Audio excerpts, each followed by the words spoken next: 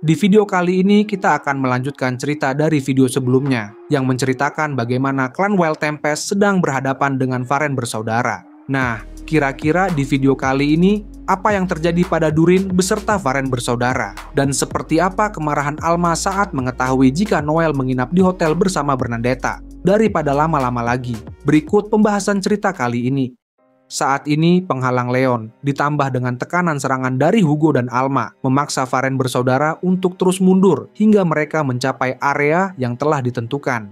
Sang kakaklah yang pertama kali menyadari ada sesuatu yang tidak beres. Nalurinya berteriak bahwa bahaya mendekat. Tepat ketika ia hendak memperingatkan adiknya, kilatan pedang tajam bersinar dalam kegelapan dan dengan sigap, pendekar pedang mengangkat senjatanya untuk menangkis serangan itu. Namun semuanya sia-sia. Dalam sekejap, pedangnya terbelah, begitu pula tubuhnya. Darah dan isi perutnya berceceran di tanah, tidak ada keterampilan penyembuhan yang bisa menyelamatkannya sekarang.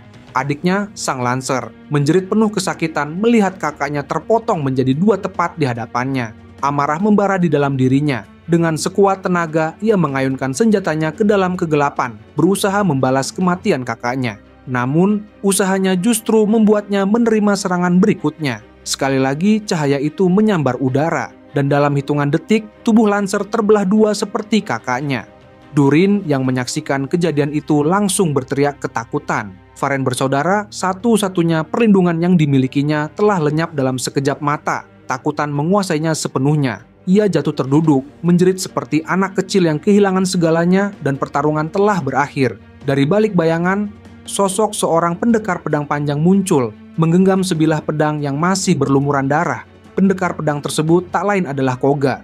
Pelatihan keras yang telah dijalaninya membuatnya naik ke rang A. Dan dengan kekuatan barunya itu, ia berhasil menumbangkan Varen bersaudara dengan mudah. Koga mengayunkan pedangnya dengan ringan, menepis darah yang masih melekat di bilahnya, lalu memasukkan kembali senjatanya ke dalam sarung dengan gerakan yang begitu halus dan terlatih. Sebelum benar-benar selesai, ia menyatukan kedua tangannya sejenak, seolah memberikan penghormatan terakhir kepada mereka yang telah tumbang di hadapannya.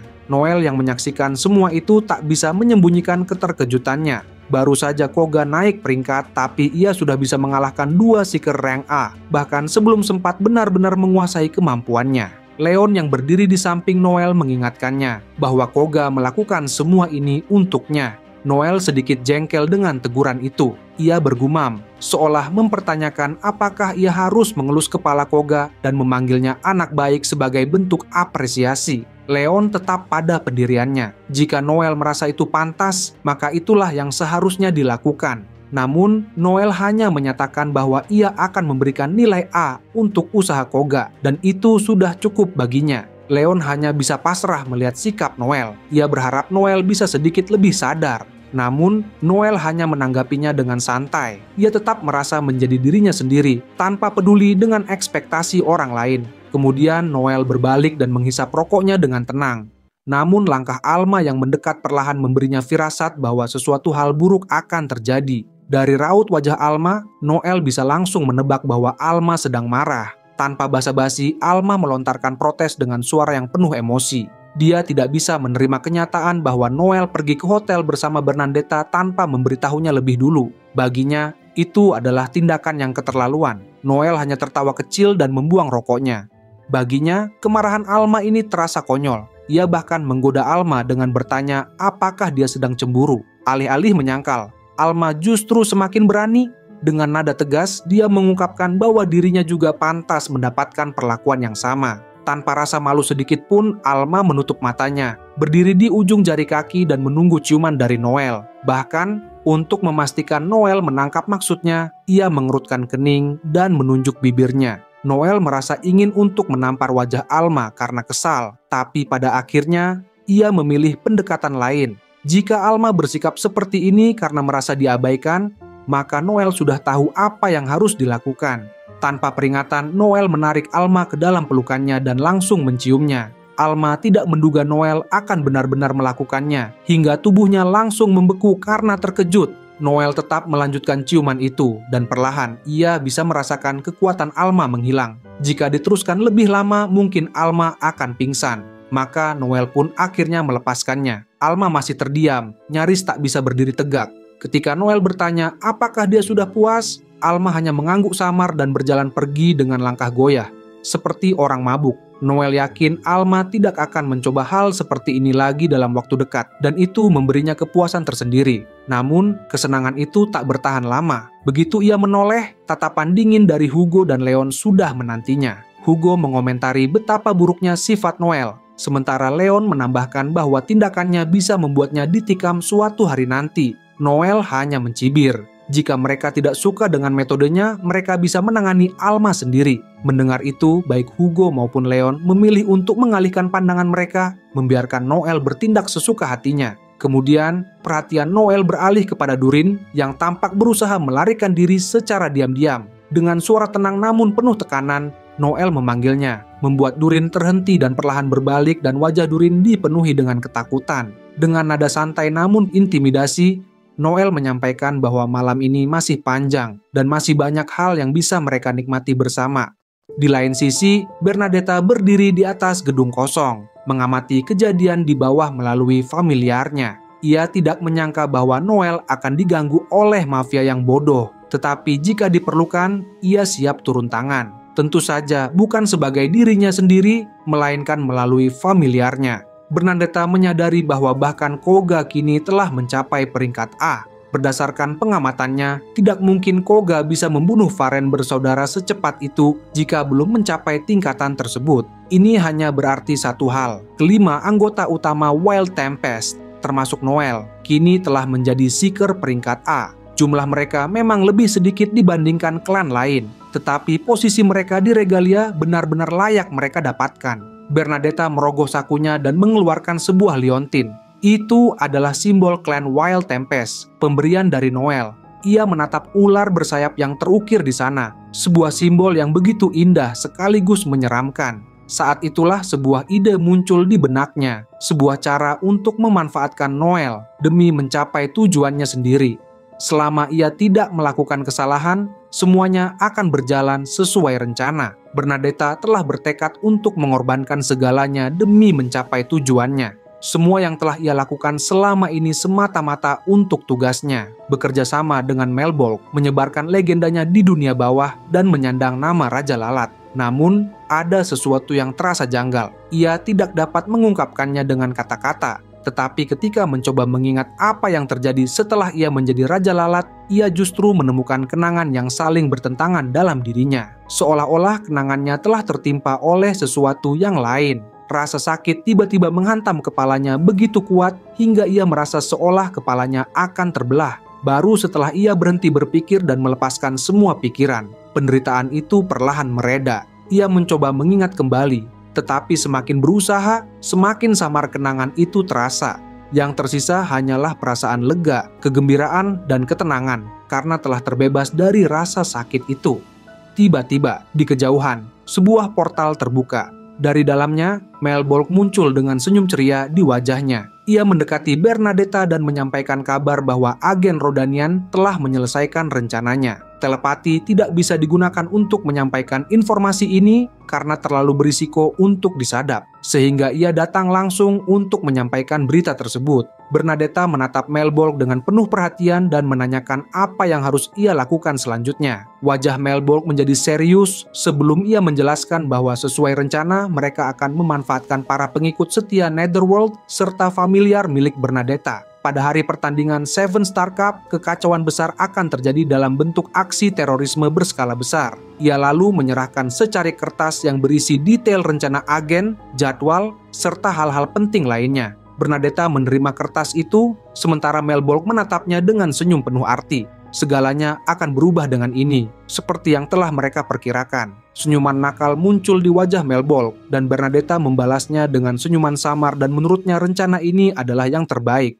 Sementara itu di kediaman markas Pinocchio, saat ini Noel duduk di ruang tamu rumah besar Pinocchio mendengarkan Pinocchio yang tampak kecewa. Setelah berhasil menghentikan serangan keluarga Hammerhead, Noel menyerahkan Durin kepada Pinocchio dan menyerahkan sepenuhnya keputusan mengenai nasib Durin tersebut. Dan kini giliran Pinocchio yang memutuskan hukuman untuk Durin. Dan hanya ada mereka berdua di ruangan itu karena Noel sudah meminta Leon dan yang lainnya untuk pulang lebih dulu. Pinocchio kemudian menghela napas dan mulai mengingat masa lalu. Durin dulunya memang orang yang mengerikan, bahkan sejak dulu. Namun, di balik sifat kasarnya, dia adalah seorang mafia yang pemberani dan tangguh. Keberaniannya itulah yang membuat seorang kurcaci sepertinya bisa mendapatkan kepercayaan dari keluarga Luciano, hingga akhirnya duduk di posisi dewan. Melihat bagaimana seniornya berakhir seperti itu, Pinocchio merasa hatinya hancur. Pinocchio lalu meminum tehnya dengan elegan. Jari kelingkingnya terangkat sedikit saat ia melakukannya, kebiasaan kecil yang selalu melekat padanya. Noel juga meminum tehnya sedikit sebelum mengangguk, menunjukkan sedikit rasa simpati. Noel memahami perasaan itu. Tidak ada yang lebih tragis daripada dikhianati oleh orang-orang yang pernah dipercayai. Pinocchio pun menyadari sesuatu. Mungkin Noel juga pernah mengalami hal serupa. Dan benar saja, ketika Noel mengingat kembali masa-masa sulit yang ia lalui, ia menyadari bahwa semua itu justru membuatnya semakin kuat. Pinocchio hanya bisa bertanya-tanya apakah suatu hari nanti ia juga akan melihatnya dengan cara yang sama. Namun, Noel meyakinkannya bahwa hal itu hanya masalah waktu. Pinocchio tertawa kecil mendengar kata-kata itu. Noel terlihat lebih baik hati daripada biasanya, dan hal itu cukup membuatnya kembali bersemangat. Noel sendiri hanya menanggapinya dengan tawa kecil. Meskipun jika Pinocchio terus berbicara seperti itu, ia bisa saja merasa muak. Mereka tersenyum satu sama lain, namun keheningan ruang tamu mendadak pecah oleh teriakan yang menggema dari ruang bawah tanah, dan teriakan tragis. Itu berasal dari suara Durin. Jeritan kesakitannya terdengar begitu menyakitkan. Ia memohon agar seseorang menghentikan penderitaannya, berteriak bahwa rasa sakit itu terlalu luar biasa untuk ditanggung. Bahkan dengan semua dinding dan pintu yang menghalangi, suara itu masih begitu jelas sampai ke ruang tamu. Noel hanya bisa membayangkan betapa mengerikan rasa sakit yang sedang dialami oleh Durin. Tetapi, bagi siapapun yang terjebak dalam situasi seperti ini, lebih baik mati daripada dikuliti hidup-hidup. Noel menyadari betapa kejamnya hukuman yang diberikan kepada Durin. Ia bahkan mengomentari betapa gilanya ide Pinocchio, menjejalkan Durin dan mengubahnya menjadi tunggangan. Meski terdengar kejam, Noel tidak bisa menahan rasa hormatnya terhadap ide tersebut. Pinocchio hanya tertawa kecil. Ia menganggap jika ide itu sebenarnya tidak masuk akal dan dirinya tak akan pernah menaruh mayat Durin di dekat rumahnya. Dengan jijik, ia melambaikan tangan, menepis gagasan aneh itu. Tapi, ia punya klien yang gemar mengoleksi mayat dan kebetulan mereka sedang mencari seorang kurcaci. Meski menjijikan bagi mereka, Durin tetaplah mantan anggota dewan keluarga Luciano, yang berarti dia masih memiliki nilai jual yang tinggi di pasar gelap. Pinocchio lalu mengalihkan pembicaraan, menyadari satu hal yang tak terhindarkan. Terlepas dari semua usaha, pertumpahan darah tetap tak bisa dihindari. Noel memiliki pendapat berbeda. Pinocchio telah diangkat sebagai kepala keluarga Luciano yang sah, dan semua orang telah menyetujui keputusan itu. Serangan Durin terhadapnya jelas merupakan tindakan pengkhianatan, dan sebagai bentuk pembelaan diri, Noel berhak melindungi dirinya. Kini, sebagai kepala keluarga, Pinocchio memiliki hak untuk memutuskan hukuman bagi Durin, dan tak seorang pun bisa menuduhnya bermain curang. Pinocchio menyadari bahwa semua ini telah berada dalam prediksi Noel sejak awal. Ia tertawa kecil dan bersandar di kursinya, mengakui bahwa Noel adalah orang terakhir yang ingin dijadikannya musuh. Dengan hilangnya Durin, ancaman terbesar terhadap posisinya telah lenyap, dan tanpa kehadiran Durin, seluruh anggota dewan dipastikan akan mengikutinya tanpa perlawanan. Namun, Noel memperingatkan bahwa masih ada satu ancaman lain yang mengintai. Putra mantan kepala keluarga Luciano sekaligus orang nomor 2 saat ini, yaitu Alessio, tetap akan menjadi sosok yang berpotensi merebut posisi Pinocchio di masa depan. Meskipun Alessio sebelumnya menyatakan dukungan terhadap Pinocchio, Noel tidak meragukan bahwa suatu saat pria itu akan berusaha mengambil alih.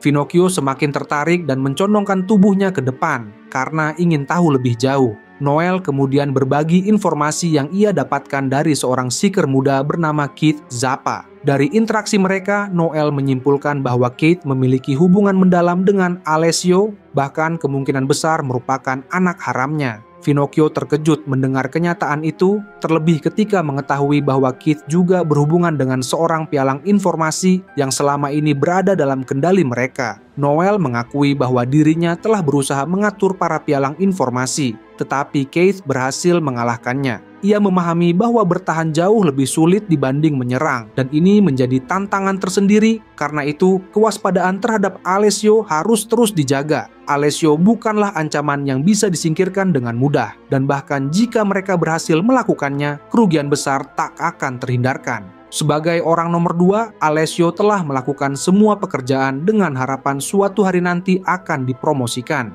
Ia memiliki pemahaman mendalam tentang bisnis keluarga, serta koneksi yang jauh lebih luas dibanding Finocchio. Mengingat posisinya yang baru saja diperoleh, tidak seperti Durin, Alessio tidak akan melakukan kesalahan serupa.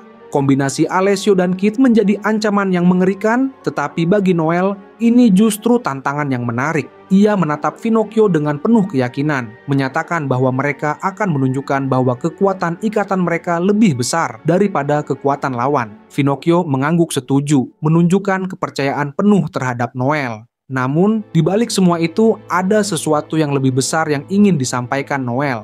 Ia berniat memastikan bahwa dirinya masih memiliki cukup waktu untuk bertahan hidup lebih lama. Kebingungan langsung terlihat di wajah Finocchio.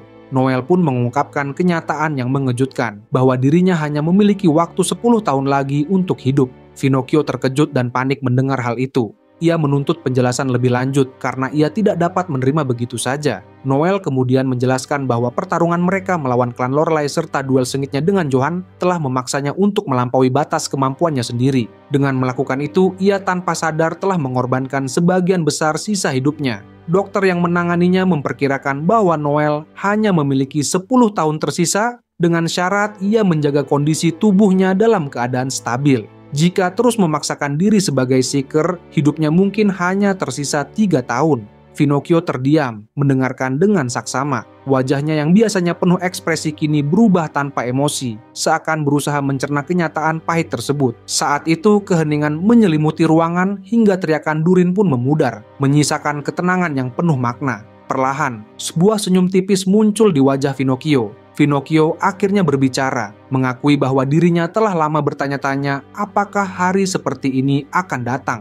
Baginya, itu adalah sesuatu yang tak terhindarkan. Noel selalu menjalani hidupnya seperti lilin yang terbakar di kedua ujungnya, seperti bintang jatuh yang menerangi langit untuk sesaat sebelum akhirnya menghilang. Finocchio selalu percaya bahwa ketika Noel mengucapkan sesuatu seperti ini, ia tidak akan merasakan apapun. Namun, kenyataan berbicara lain. Setetes air mata jatuh di pipinya, menandakan bahwa bahkan sosok yang dikenal sebagai badut gila, mafia paling berkuasa di kekaisaran, tidak mampu menahan perasaannya. Ketika Noel hendak berbicara, Finocchio mengangkat tangannya, menutupi wajahnya dengan kedua telapak tangan. Ia meminta Noel untuk tidak berkata apa-apa, setidaknya untuk saat ini. Ia hanya butuh waktu sendiri. Besok, ia berjanji akan siap bertarung lagi. Mengerti situasinya, Noel mengangguk tanpa berkata-kata, lalu berdiri dan meninggalkan ruangan. Anak buah Finocchio mengantarnya ke gerbang depan, di mana seseorang yang dikenalnya sudah menunggu. Koga berdiri di sana. Noel yang melihatnya langsung bertanya apa yang terjadi. Gerbang terbuka dan Koga melangkah ke arahnya sambil menawarkan perlindungan. Ia bersikeras untuk mengantarnya ke penginapan. Noel merasa heran dengan sikap tiba-tiba itu dan bertanya alasannya, tetapi Koga tidak menjawab. Menyadari bahwa ia tidak akan mendapatkan jawaban, Noel akhirnya memberitahu anak buah Finocchio bahwa ia akan baik-baik saja dan membiarkan Koga mengambil alih sebagai pengawal. Saat ini Koga tetap diam sepanjang perjalanan, sementara Noel merokok tanpa berniat membuka pembicaraan. Begitu mereka tiba di Star Drop Inn, Noel berhenti dan menoleh ke Koga, mengatakan bahwa ia bisa pergi. Namun, sebelum benar-benar berpisah, Koga menyampaikan sesuatu yang membuat Noel berhenti melangkah. Koga menatapnya serius, menyatakan bahwa ia tidak ingin melihat Noel mati. Meskipun hidup Noel pendek, Koga berjanji akan menjadi pedangnya hingga akhir. Dengan penuh keyakinan, ia meminta Noel untuk berjanji bahwa jika ia memenangkan turnamen, Noel tidak akan melakukan hal-hal sembrono lagi. Noel menatapnya, menimbang perkataan itu. Lalu dengan tenang, ia bertanya apakah Koga merasa mampu memenangkan turnamen tersebut. Koga dengan penuh keyakinan menjawab bahwa ia bisa. Itu adalah sesuatu yang telah ia usahakan dengan keras selama ini. Koga mungkin keras kepala, tetapi ia bukan orang bodoh. Ia memahami bahwa tidak ada pertarungan yang mudah di final. Meski begitu, kepercayaan dirinya tak tergoyahkan. Melihat tekad itu, Noel sebagai pemimpin Wild Tempest sekaligus teman memilih untuk percaya padanya. Akhirnya, Noel bersumpah atas nama kakeknya, Brandon Stollen. Jika Koga benar-benar bisa meraih kemenangan itu, ia akan menepati janjinya. Mendengar itu, Koga menyeringai, penuh semangat, lalu mengangguk dengan yakin. Noel pun membalas senyumannya. Menurut Noel, harapan dan keinginan yang kuat seringkali melahirkan keajaiban. Dalam sejarah, banyak orang yang mengukir nama mereka sebagai pahlawan dengan menciptakan keajaiban yang hanya bisa diimpikan oleh orang biasa. Dan di antara bintang-bintang yang memenuhi langit malam, akan segera terlihat mana yang bersinar paling terang. Dunia tidak boleh berkedip, karena sejarah sejati Seven Star Cup akan segera dituliskan. Oke, itu saja untuk cerita kali ini. Jangan lupa untuk like, share, dan subscribe. Sampai jumpa di video berikutnya.